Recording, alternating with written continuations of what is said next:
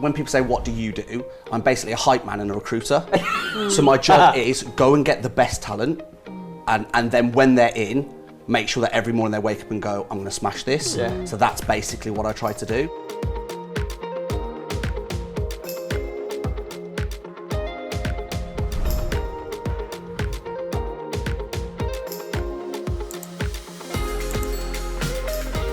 So, take us therefore to SafeFence, because Yeah. listen, you're here because with the Growth 100, Yeah. this is a business that has absolutely rocketed in terms of your growth rate. You're doing some amazing stuff. Tell us about... Incredibly well. So I think we were, figures you have 14.9 million, was it last year? 13.9 million turnover last year. Just closed this year on 25.8, so 78% growth, somewhere around there. When did you close? The gross we closed, we had the figures, draft figures 2 weeks ago, but we run April to April. COVID slowed it, but effectively the growth rate has been phenomenal. The reason for that is probably, and it was the joke earlier when I said I don't really know what SafeFence does, it's because we're going in several directions at the same time. So what I'm trying to do is I'm doing product spread, geographical spread, and service spread all at the same time. So geographical spread, we're launching in Ireland and the Netherlands at the same time. We're going to use Netherlands as a hub to then reach out into Benelux and then into Germany and France. Yeah.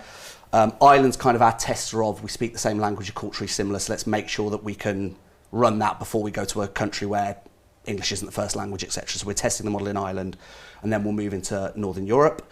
At the same time, we're doing product spread, so I have a team of 3 people that sit in London. They effectively source and add new products constantly to our product range. That's their sole job. So we have product spread, and then at the same time we have service offerings. So SafeFence originally was e-commerce. Then we realised e-commerce is race to the bottom. You don't offer your customer service. It's kind of like anyone can mimic someone else. You're not adding as much value. You're just price driven. So we moved away from that but we had that arm, and then we hired what I think is the best sales team in the industry by quite a way. You're proud? They're incredible. No one from industry, purposely went no one from industry. But I've got ex-car sales guys. I've got a guy who sold kitchen equipment to restaurants over COVID. Yeah. Now, if that guy can sell, yeah. Yeah. So, George, they're the sort of guys. This is really interesting. Is that how it's happened, or did you purposefully... No, not interview with that. So when people say, what do you do? I'm basically a hype man and a recruiter.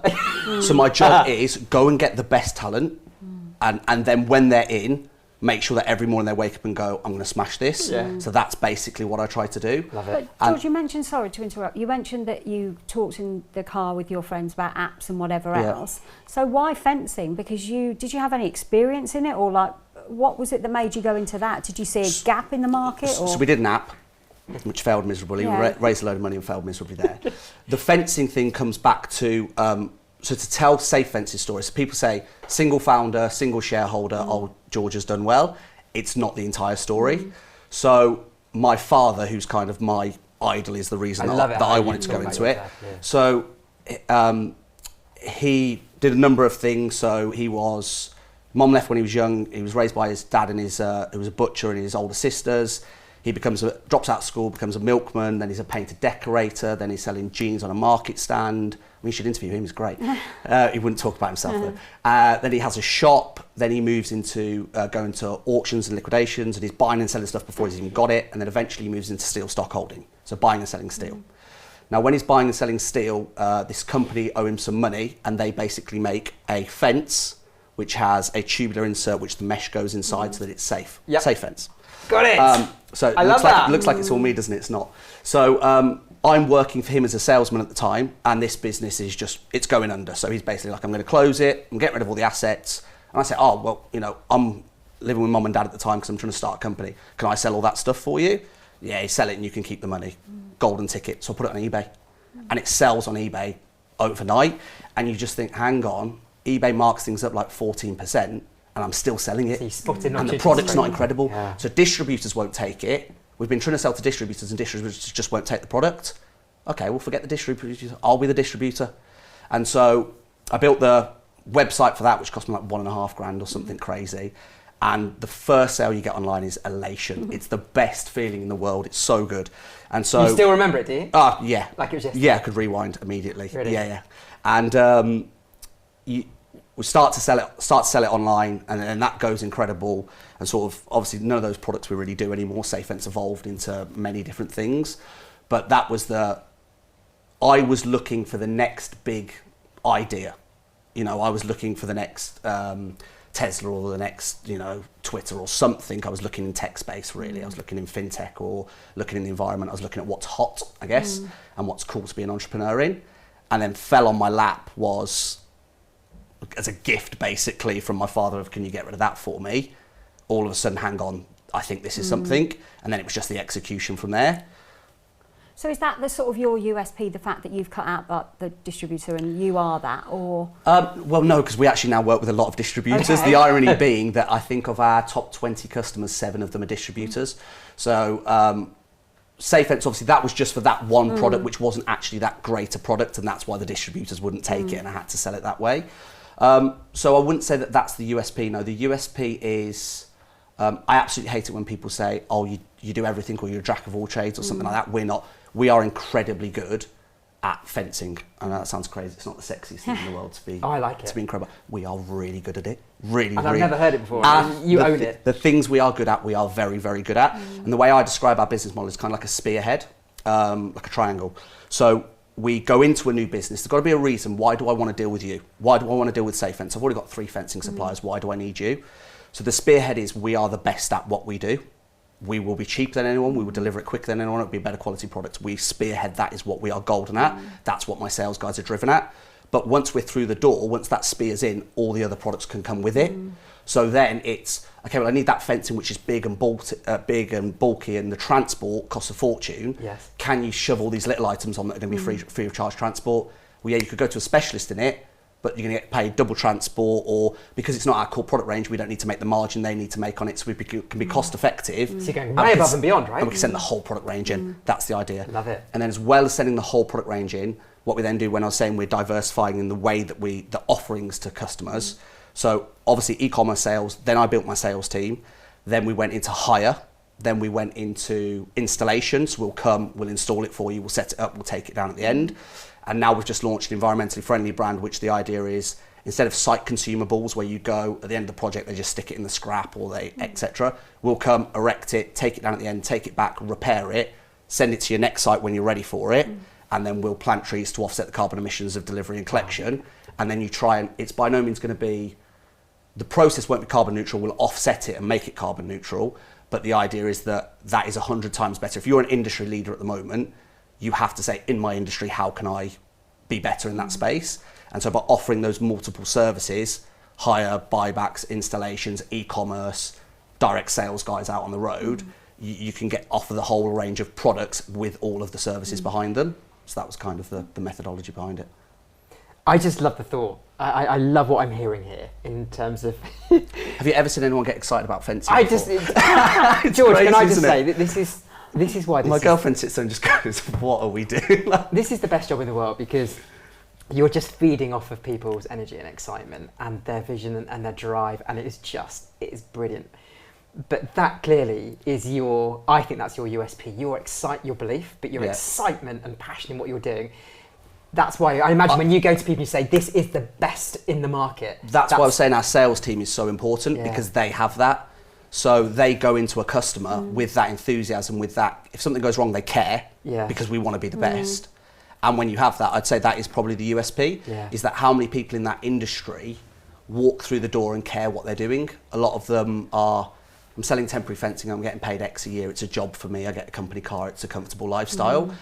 I think I'm nearly the oldest at our firm, and I've just turned 30. Most of them are mid-early 20s.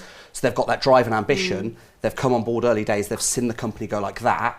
We could be selling toilet seats, toothbrushes. It doesn't matter what the product range is. They go, I want to be part of that. And they join and they make it happen because of that enthusiasm. And I'd say, that is probably in the sales side, that is the USP to it, just loving what it is. But I think you're very genuine in the fact that, you believe that your products are the best, because everyone says we've got the best products, we've got the cheapest and all that, but you have got that. At what we do, we are the best.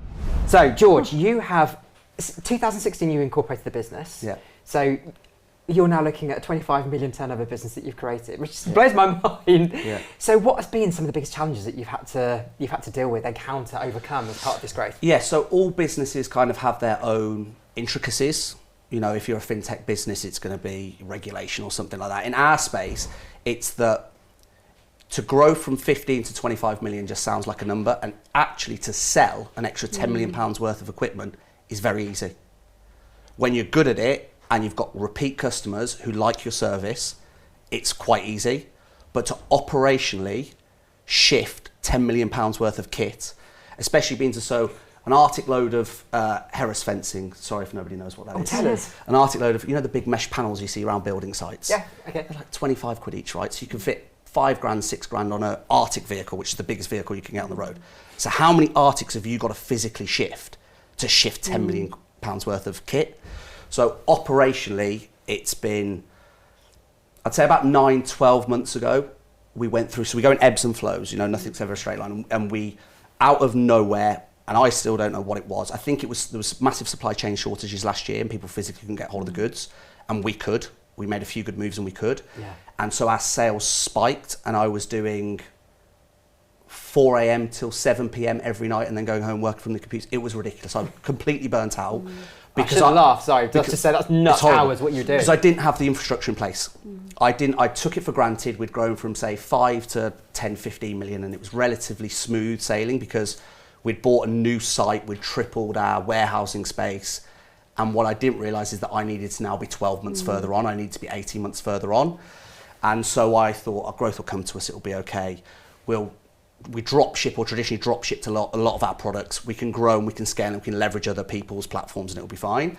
But then obviously supply chain shortages hit. No, we need to stock all of this. We can't drop ship this anymore because we need to secure the supply. Yeah. So overnight, our operation had to expand. I think we were, going into COVID, we were 6 or 7 people, and coming out the other side, we were 48, 49, because all of a sudden we had to do that warehousing, we had to do that facilitation. Yeah. We went from 0 to, I think we've got 24, 26 trucks now on the road. So overnight, we had to expand rapidly and have the infrastructure in place. And so there was 3 months there that were just, I ran my guys absolutely into the floor, and they were incredible. Joey, who joined me when I think he was 18 or 19, has been with me throughout. I mean, the guy gets in, is ahead of the yard to dispatch, and he was getting in at 5 a.m. and then he meant to clock off at say 2, and he was working till 6 on the night, picking, stacking, packing. Like they were. Big shout out. What's his name? Joey. Joey. He sounds awesome. I've got a lot of guys with me. A lot of them are very local. So if West Brom play on a Sunday night, no one's turning to work on the Monday. It's an absolute nightmare. Any cup matches, I'm like, please get knocked out. Please get knocked out. Please get knocked out. They'll be miserable, but they'll turn up to work. So I've got a lot of good guys who've been with me a long time. That makes a massive difference as well to a startup. If you can retain staff rather than burn them and churn, that's a great platform to go off. And so luckily we recruited we call it head of people, and her job was to basically ensure that everyone mentally is in the right space, is trained correctly, and then to hire the next range of talent. And that basically transformed us being able to catch up with growth. Yes. So you hire in advance, then you almost hire for the next we're stage hiring of growth. well ahead now. Okay. Brilliant. So I mean, this year we're obviously 25 odd million pounds spend, but I think I've already got pipelined. We will spend on infrastructure over £9 million this year, which doesn't add up, right? But that's because I think we'll continue at minimum 50% for the next 3 years. You don't think you know? So yeah, we will. We talked obviously that you hire in advance. So what do you do to keep your staff? Because you said that they're real sort of brand ambassadors. They've got your enthusiasm. They love the product. So how do you get them to be like that? Is it drugs, or do you pay them a ridiculous amount? It's not far because off. it's really tough. So it's actually called, I think it's called the Windsor Castle. Okay. So attached to our HQ is a pub, right? And Right, I think it's called the Windsor Castle, but we've renamed it the Safe Castle. Yeah. Okay. No, we've got a plaque on the wall. So we've renamed it the Safe Castle, and every Friday there's 30 odd lads, and it doesn't matter whether you are our top sales guy or whether you deliver our goods or whether you pick and pack in the yard, whatever it is. They're in there doing AU vodka and Sambuca at 7 o'clock on the night. And I know that sounds stupid, but they love it. So it's probably my personal highlight of Safe Vent so far is I had my 30th birthday, May 21st. So a short time ago. And Congratulations. I knew something was up because I got three text messages in a day from my sales director saying, should we go for a drink after work? So I'm thinking, okay, something's up here, and my mum's not talking to me, so something might be happening. So we walked to the Safe Castle, and there's I think there's 50 or 60 people there. We've put £80 in the jukebox so we can play our own music all tonight. There's Madry on tap, and everyone's just having the time of their life. And I think we're there till 1 a.m. and it was just brilliant. And this is just local boozer next door, and it just feels authentic. Yes. It feels natural, and that bringing people together, they love it. It's great. It's not as you grow, I think there can be a problem with departments doing their department's work and they're another department, rather than being we're all Safe Fence. So I do customer service, I don't do sales, so I'll put you through to a sales guy to help you with that question. And what we've built, hopefully, or what I think we've built, is this community where everybody's in it for Safe Fence. They're not in it for their department or for themselves, they're all in it. And when you have 4 or 5 years success and people succeed alongside that, then it's self-fulfilling, because new people that join go, 12 months he was a sales exec and now he's a sales manager and he's got these customers and he's doing this and he's getting paid this commission, and then it's self-fulfilling. It looks like that excites you, that's happening to someone's You love life. it. It's the best thing in the world. That's a great part of it. You're clearly a brilliant salesperson, and you built an army of great salespeople. Are there any tips here? You must be though, because no. So I'm a recruiter. Right. Okay. You can say that. Yeah. So I was. I must have been. When did he join? I think 13 or 14. Ben Buckley, my sales director. Huge shout out to him, by the way. Big shout out to Ben. Big shout out to Ben. We weren't that close at school. We didn't mix in the same circles, but we left. And I remember I was about 18, 19. I was talking to a friend about, if we set up a business, what would we do? Who would you recruit from school? And I said, I would recruit that guy. That guy, he cannot take no for an answer. Ben Buckley. He is incredible, right?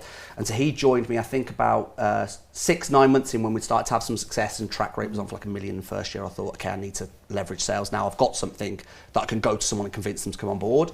And so I think, he's never played too hard to get. I think I had to take him out for dinner about 3 or 4 times.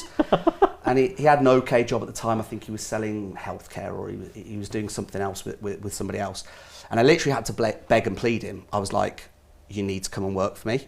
I've got something special here, but I'm not a sales guy. I can run operations, I can run buying, but I love buying. So my dad always said, if you can buy it right, you can sell it. So I've always focused on that end. What I'm not great at is, if someone says, no, we're okay with our current supplier, okay, I move to the next. Ben doesn't move to the next. No. Okay, understood that. Any chance I could come see you? No, okay, fine, not a problem. Then he's on LinkedIn messaging somebody else at the firm. Then he's doing this. The guy just breaks down barriers. So he's relentless. He's absolutely relentless. So he is. I think we've all got a bit of ADHD, but I think he definitely is so an absolute supreme power. He's a drill sergeant, and he's the opposite of me. So I'm quite hard. He is extremely soft. So the way that he leads his sales team is purely by example. He doesn't go, if their sales figures are down, he does not do the whole that's it, all in the sales office, we need a chat, what's going on here, what's going on with this account. He goes, sales down with that account, no problem, give me the phone, boom. Oh, wow. Absolutely drills it. Wow. Incredible. He'll go out to see a client, and then next week he's like, what the hell is going on here? Just boom, boom, boom, boom. Now, so there's a fine line between being persistent and then all of a sudden people going, look, you're getting too much. Yeah. Get out. I'm sure he crosses that line. Oh, really? So it's okay to cross the line then, maybe? In my opinion, it's okay to cross the line, because if the customer's already said no to you, then it's a no. So you being persistent and going, listen, mate, you're being too persistent, it's still a no. So you've not lost anything, in my eyes. Granted, if it's a customer that you've got and then you annoy them and you lose the business, then that's bad. But when you're trying to break down barriers, I'd rather veer on the side, and he's not annoying by any stretch, but if you had to pick being over persistent against not trying hard enough, then be over persistent, because no one ever built anything not working hard enough. So I think he balances it well. I think it does work. Brilliant. You know, if someone's that passionate and, not relentless, but keeps on going, eventually people do listen. If you give it everything, and maybe relentless is the wrong word, it's persistence. And obviously he's laughing and joking with the guys. He's not if anyone ever said, listen, you're calling me too much, leave me alone, 100%. Do you know what I mean? Yeah, never go down that line.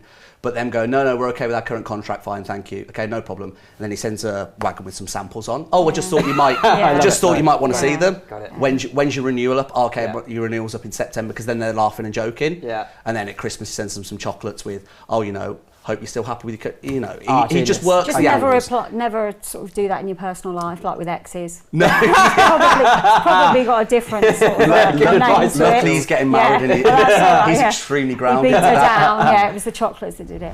So George, a big part of what we're doing is celebrating the stories of the people that have created these amazing businesses, but that's never to forget the incredible people that they bring with them. Yep. And therefore these people then become a part of a bigger entrepreneurial journey together. Of course. Which I think is just a beautiful thing about what founders create and how they therefore create this amazing group of people that therefore bind to this vision. Yeah. How have you therefore, what's your perception towards creating that entrepreneurial vibe in your culture? But what if people move on? How do you feel about that?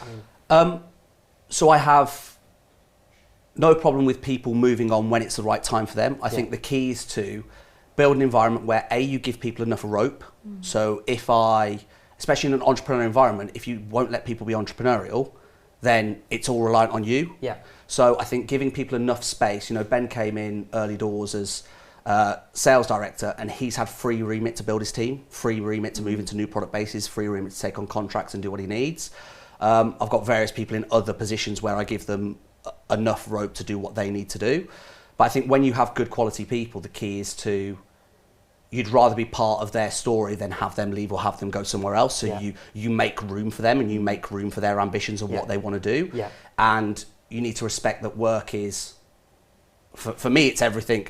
But for most people, it's, it fits into their life. It might be 20% of their life, it might be 80% of their life. But there's other things, there's other moving parts. Yeah. Apologies for that.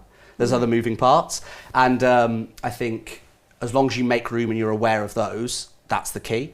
I think that was one of the reasons we hired a head of people, was to realise, okay, well, what's actually going on in people's lives and how do we then make it fit with their ambition, where they want to go, who they want to be. Yeah. Okay. It's quite an early hire, that head of people, for a business. Very early. Quite, and that seems like a sort of Google thing when you've got like 1,000 employees. So it's interesting that you adopted that quite early, because the culture's so important. It was way too early, really. Yeah. In terms of, that's what you should do at that process. For us, it was vital because we couldn't. I was spending all day on LinkedIn or on Reed or speaking to recruiters and I wasn't focusing on building the business. Right. So I need people that have a skill set, but I need to be able to be on the front line once they've joined. I don't just want to get them in the door and then forget about them. Yeah.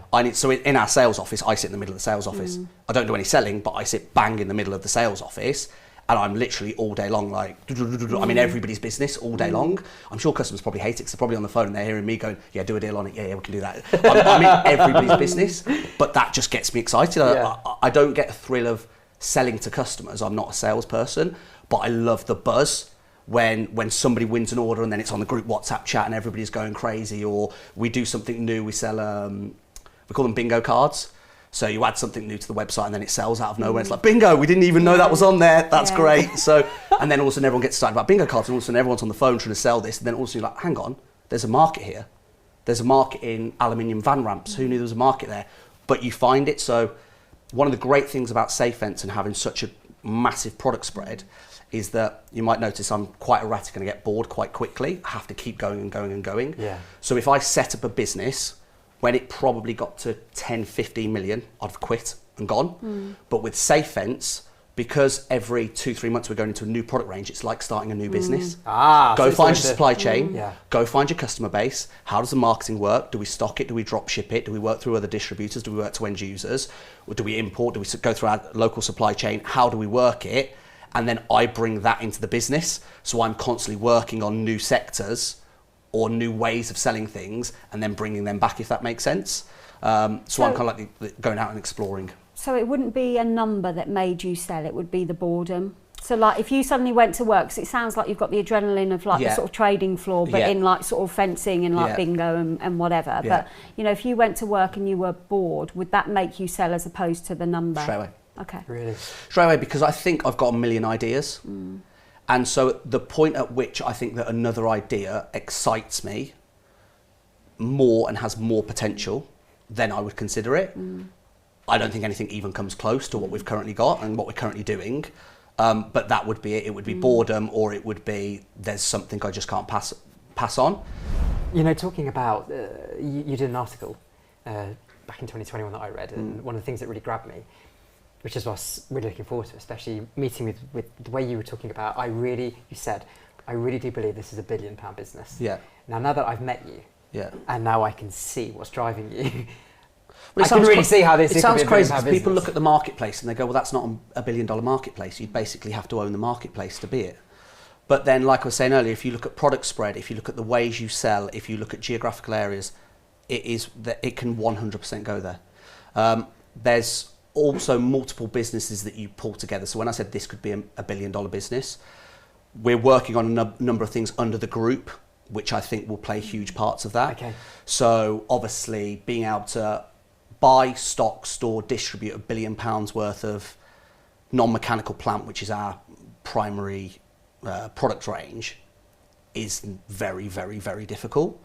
But create things like marketplaces where you connect customers and manufacturers directly together, or moving into mechanical plant, or moving into different areas, looking at new technology. You know, how is mechanical plant rental going to be disrupted by blockchain? How are these sort of things going to take place? I think I've got a young enough team with the right ambition, and hopefully in 5-10 years time enough financial backing, because we don't really take money out of the company, it just churns in. And if you can make 5, 6, 7, 8, 9, 10 million pounds profit a year and reinvest, then I think that is, as long as you've got the ambition and the talent, You can do it. then it can do it naturally. Now that is obviously extremely naive to say one day this will be a $1 billion company, because I think it will be. But I think that ambition and that mindset has to be there. Otherwise, what are you doing? If you want to be a family lifestyle business and turn over £50 million a year and send your kids to a lovely school and buy a nice car, that's great, and that's really, but that's not me. I can't do that because I just wouldn't. It's not. I've not got 50's not bad.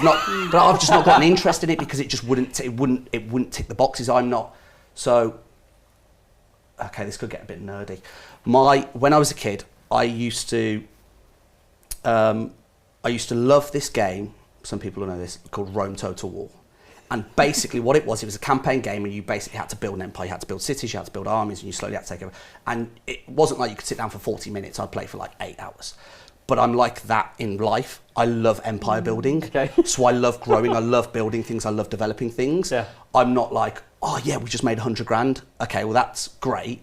But us selling a brand new product and exploring a whole new product range is more exciting than that sale, because that sale's just moving stuff around. Yeah. This is like, whoa, hang on, what have we done here? This is interesting for me. So I think that empire building, or that mindset of wanting to create something that lasts and that goes on and that's much bigger, is why the billions a target. And I know that's just a number. So it's not, I want $1 billion. I don't actually want $1 billion. I want to scale to the size where other people in the industry look and go, they're the boys. They're the ones. They did it. I love it. You know, George, your enthusiasm, your excitement is tangible. It's just absolutely knockout. Thank you. But your belief is pretty, in a really nice way. But I Yeah. love the belief, and I think that is such an important hallmark of successful Yeah. entrepreneurs. Having the vision, but just knowing that Yeah. you're going to get there, and that's what excites me so much about your story here. I can see it. You just have to worry. You just have to be careful of the echo chamber, because when you start to have some success, you start to think that everything's given or that you're impenetrable, and so that's something we just have to be wary of. But yeah, I think having that ambition and having that drive and having that focus is key. What is the greatest learning that you've learned, if you could think from 2016 today, that you would impart to someone who's probably not on Yeah. the same at the same level of growth right now, but they're thinking, okay, I like this guy. Well, what's the one big nugget they could give me?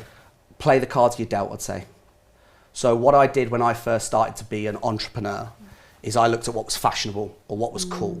So let's build an app, or let's get into climate change, or let's get into fast fashion, or let's do something that everyone else wants to do. Yeah. But I worked on a trading floor, so I was used to fast pace, buying, selling, putting deals together, linking people together. My dad's steel stockholder from the Black Country, so I understand steel manufacturing, how to work with people in that sort of that remit. What made Britain great? Yeah. And then I had tried to set up an app, so I understood tech to a degree. So if you put SafeFence together, originally it was an e-commerce arm which distributed Black Country manufactured products, and we bought and sell them with a chain between the two.